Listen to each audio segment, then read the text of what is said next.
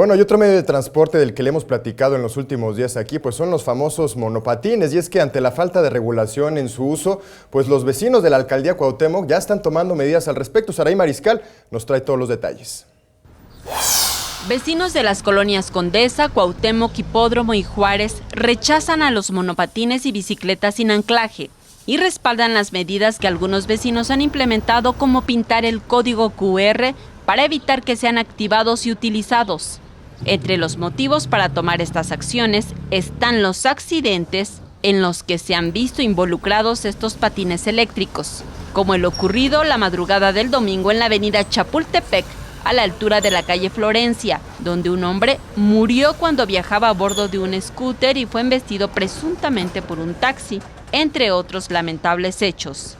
Tuvimos nuestro primer accidentado aquí en la colonia Hipódromo, un niño, un menor de edad, de alrededor de unos 10 años, que tomó el patín, estaba desactivada el candado, pues lo atropelló un coche y le fracturó la tibia y el peroné.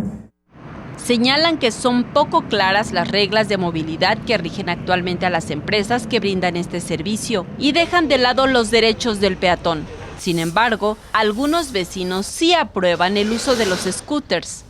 Mientras lo hagan por la vía pública, creo que el reglamento de tránsito es claro a ese respecto. Bicicletas, scooters y demás deben transitar por el arroyo vehicular y no por las banquetas, pero pues sí, creo que es una cuestión de educación y de orden. Otros apuntan que lo que debe imperar es una cultura vial.